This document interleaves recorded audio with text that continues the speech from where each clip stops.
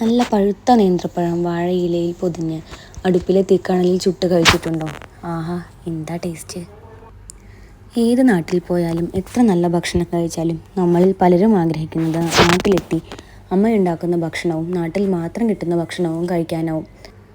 കണലിൽ ചുട്ടെടുത്ത നേന്ത്രപ്പഴത്തിൻ്റെ ഏകദേശം അതേ ടേസ്റ്റ് തന്നെ നമുക്ക് എയർ ഫ്രയർ ഉപയോഗിച്ചും ഉണ്ടാക്കിയെടുക്കാം.